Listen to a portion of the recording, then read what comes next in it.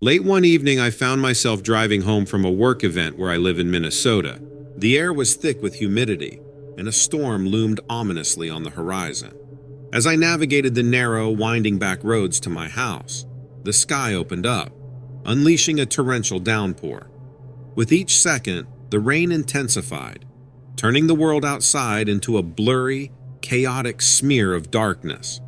The road was nearly deserted at this hour, and the only sounds were the rhythmic patter of rain against my windshield and the occasional rumble of thunder in the distance. I squinted, trying to peer through the sheets of rain, but visibility was nearly zero.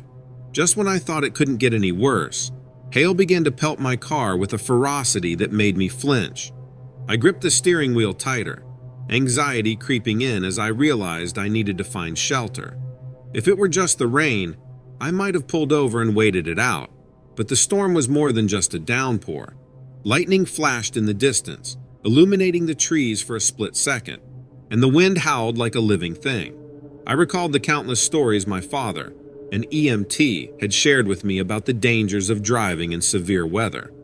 Thoughts of trees falling onto my car or being swept away into a muddy ditch filled my mind. I needed to act quickly.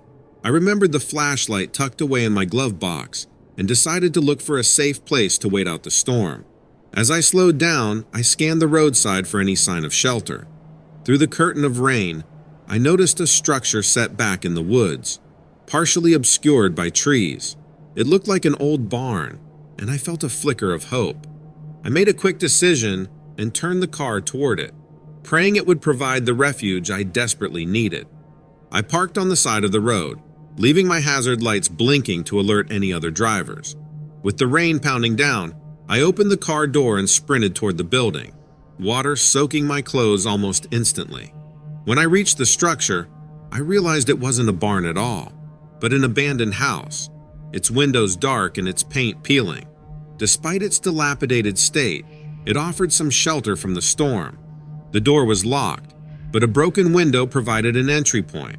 I hesitated for a moment, glancing back at my car, then climbed through the jagged opening, careful not to cut myself on the glass. Inside, the house was eerily quiet, the only sound being the relentless rain pounding against the roof. I stepped cautiously into the dim interior, the air thick with the smell of mildew and decay. I found a dry spot in the stairwell, away from the windows, and settled down to wait for the storm. Took a deep breath and stepped out into the rain once more. As I made my way back, I slipped in the mud, struggling to keep my footing as I approached my car. But suddenly, I skidded to a halt. A dark figure stood by the driver's side, peering into the window. My heart dropped into my stomach. Was it another driver, or perhaps a police officer? I took a cautious step closer, my voice trembling as I called out, "Hello?" But there was no response. The figure shifted, moving around to the back of the car, its movement strange and hunched. Fear gripped me as I realized something was very wrong. I remembered the flashlight in my pocket and quickly pulled it out, aiming the beam at the figure. The light cut through the darkness, illuminating the creature before me. My breath caught in my throat as I realized it was not human at all. The creature had a furry face, its long teeth glinting in the light. It stood on two legs, but its gait was unnatural, almost animalistic. As soon as the light hit it, the creature darted into the woods, disappearing into the shadows. Panic surged through me, and I stumbled backward toward my car, fumbling with my keys. I dropped them once, then again, my hands slick with rain and fear. Finally, I managed to unlock the door, diving inside and slamming it shut behind me. I locked the doors as I glanced around, half expecting the creature to return. As I pulled away, I could still feel the adrenaline moving its way through my veins. The rain continued to pour, and I drove slowly, trying to stop all thoughts of what I had just seen. Just when I thought I was safe, something leaped in front of my car. I slammed on the brakes, but the wet road caused me to skid and bump into it. I jumped out and rushed to the front of the car, but there was no one there. Instead, in the headlights, I saw a long smear of blood on the pavement and a thick tuft of fur lodged in the grill. My stomach dropped as the reality of what had happened hit me. I hadn't just seen a creature. I had hit it with my car. Panicking, I ran back to the safety of my vehicle and locked the doors. As I pulled away for the second time, I glanced back at the woods, and my blood ran cold. A pair of glowing eyes stared back at me from the darkness, set in a dog-like face. It was the creature I had seen earlier, and it was watching me. I sped away, no longer caring about the rain or the slick roads. Now I was desperate to put as much distance between myself and that creature as possible. By some miracle, I made it home, my hands still trembling on the steering wheel. The next day, I inspected my car, finding a dent on the hood, and I would never forget that stormy night, nor the creature that lurked in the shadows. I'm just worried that it's waiting for its next victim.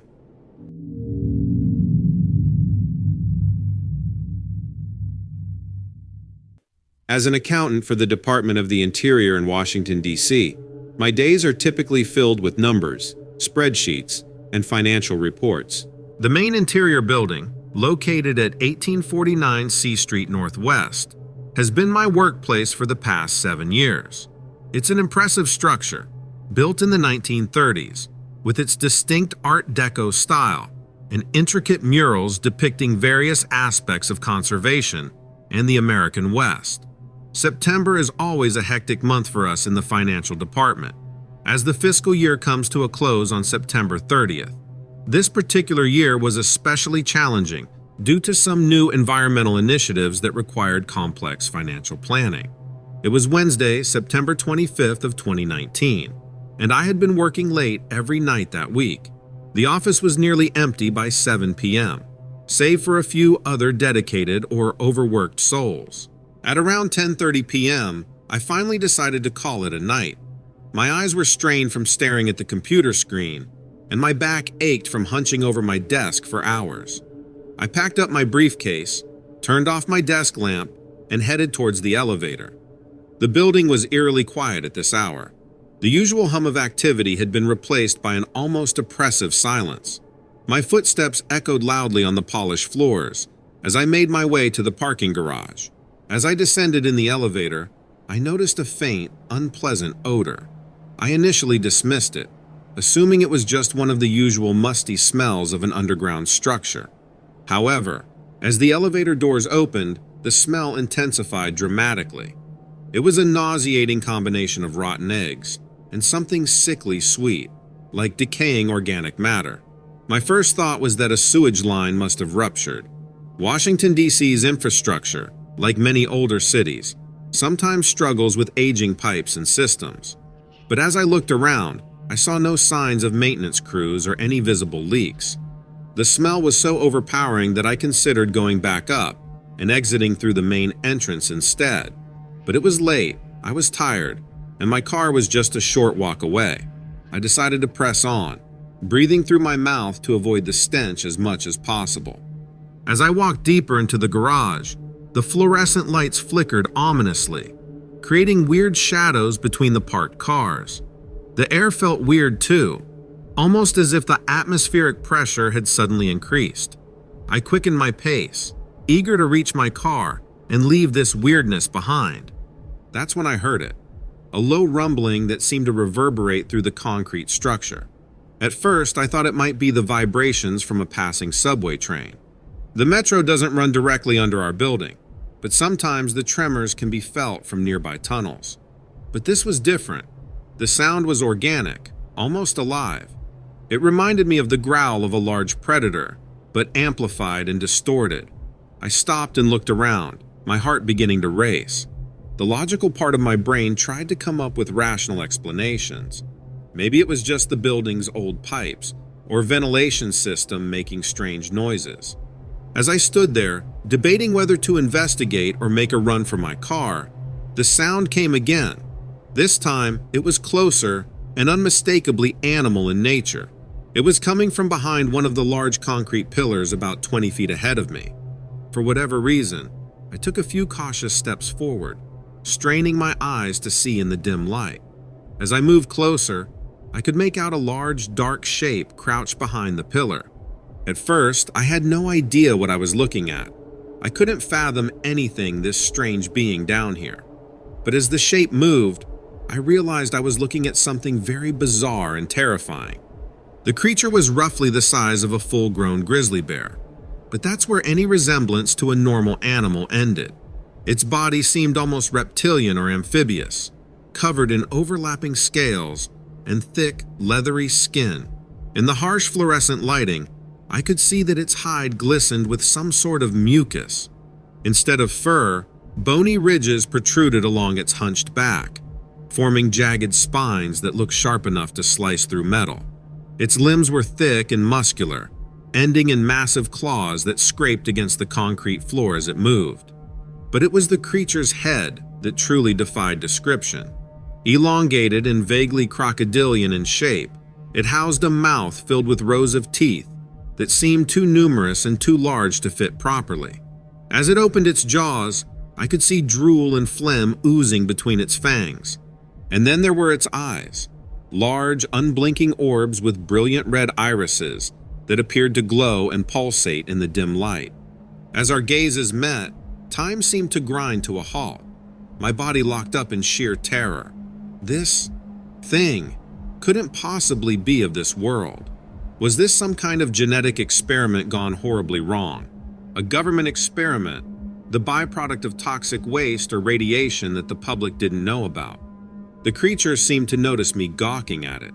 It pulled its jaws back in what might have been a snarl or a grin. It was impossible to tell. Then it unleashed a roar that made my ears ring and my bones vibrate. When it did so, mucus splattered against the nearby pillar and cars. I wanted to run as fast as I could, to do anything other than just stand there like a petrified idiot. But I couldn't make my legs move an inch.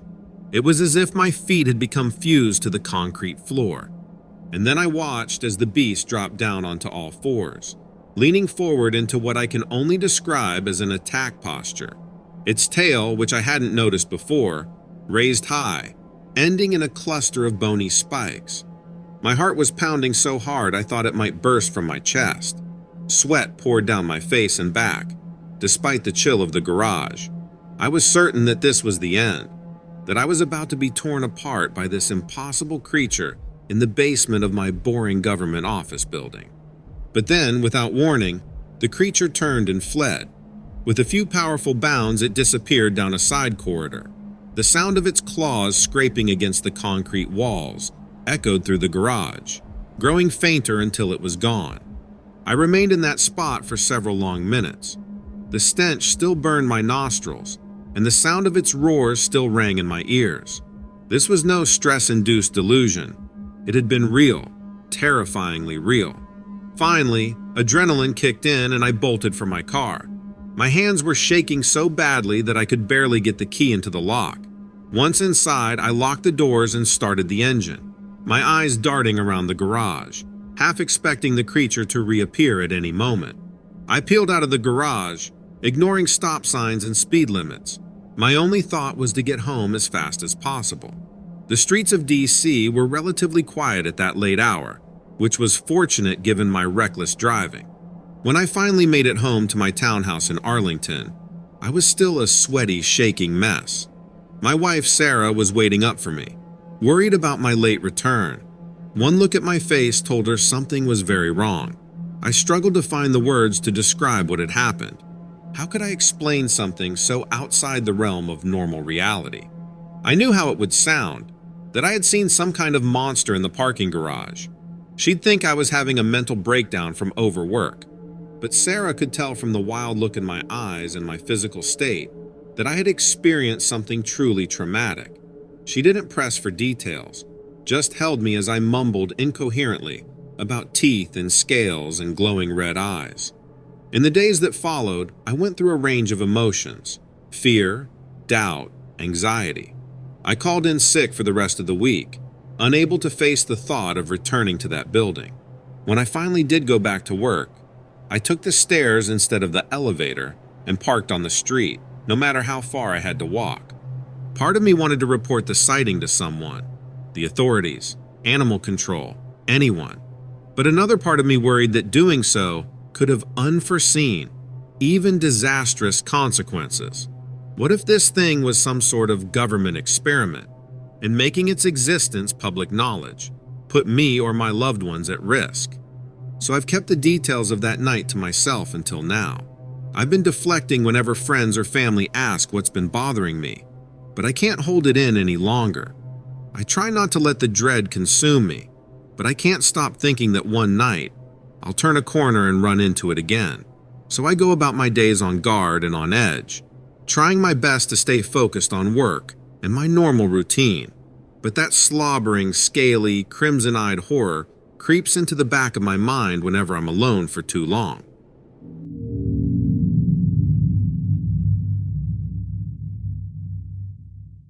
Last weekend, I decided to take a spontaneous road trip to Point Pleasant, West Virginia. This small town, nestled at the confluence of the Ohio and Kanawha rivers, has always fascinated me due to its connection to the Mothman legend and the tragic Silver Bridge collapse of 1967.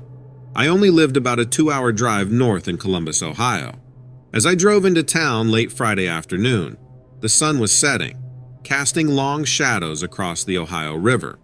The site of the modern Silver Memorial Bridge, built to replace its ill-fated predecessor, served as a strong reminder of the town's history that I was there to learn about. I checked into a local motel, unpacking my luggage, which included my favorite flashlight and a paper map of the area I had ordered online. Call me old-fashioned, but there's something reassuring about having a physical map in hand. My goal for this trip was to explore the abandoned TNT area, a World War II-era munitions complex that has become intertwined with local folklore. Saturday morning, I visited the Mothman Museum to gather some context for my exploration. The museum, though small, was packed with newspaper clippings, eyewitness accounts, and memorabilia related to the Mothman sightings of the 1960s. The curator, a friendly local named Jeff, shared some of the town's history and the impact the Mothman legend has had on Point Pleasant. "Whether you believe in the Mothman or not," Jeff said, "there's no denying the effect it's had on our town. It's part of our identity now."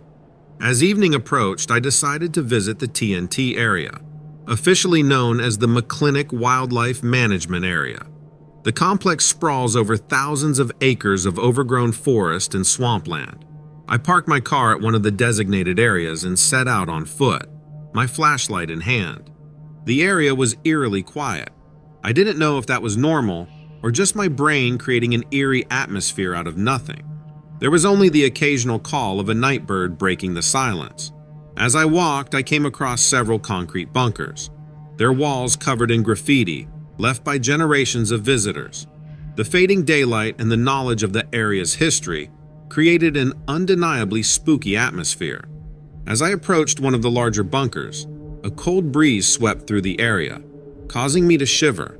My flashlight flickered momentarily, likely due to a loose battery connection. I paused, my mind racing with the tales I'd heard at the museum earlier that day. Steeling my nerves, I stepped inside the bunker. The air was noticeably cooler, and my footsteps echoed off the concrete walls. Suddenly, I caught a glimpse of something in the shadows, 2 pinpricks of light reflecting my flashlight beam. My heart raced as I realized I was looking at a pair of eyes. For a split second, my imagination ran wild with thoughts of the Mothman. But as I focused my light, I saw the true source. A large owl perched on a piece of rusted machinery. The bird, startled by my presence, let out a screech and flew past me. I was so startled myself that I swear its wings nearly brushed my face as it escaped into the night. The encounter left me with a lot to think about. I couldn't help but wonder if similar experiences could have contributed to the Mothman sightings of the past. An owl's eyes, reflecting light in the darkness, could easily be mistaken for something more sinister, especially by someone already on edge and expecting to see something strange. I looked around the area a bit longer, and after about an hour, I made my way back to my car. I felt a mix of both excitement and disappointment. While I hadn't encountered anything supernatural, the atmosphere of the TNT area and my brief scare with the owl had given me a taste of what those witnesses in the 1960s might have experienced. The next day, as I prepared to leave Point Pleasant, I reflected on my trip. I hadn't seen the Mothman, but I had gained a new appreciation for how legends can grow and persist. The power of suggestion, combined with the right environment and circumstances, can lead to extraordinary interpretations of ordinary events. The mystery of the Mothman remains unsolved, and perhaps that's part of its enduring appeal. Whether a product of mass hysteria, misidentification, or something truly unexplained, the legend continues to captivate the imagination of visitors and locals alike. As for me, while I didn't leave Point Pleasant a believer in the Mothman, I did leave with a deeper understanding of how such legends can shape a community and capture our collective imagination. The experience has piqued my interest in exploring other sites of cryptozoological legend. I'm still deciding where to head next, maybe north to Michigan to investigate dogman sightings. But Wexford County in Michigan is about 6 hours away from me, so that's yet to happen. In the end, I have come to think that the allure of the Mothman lies in its ability to make us question the boundaries between the known and the unknown. But one thing is for certain, it's more than enough to make a weekend adventure truly exciting and unforgettable.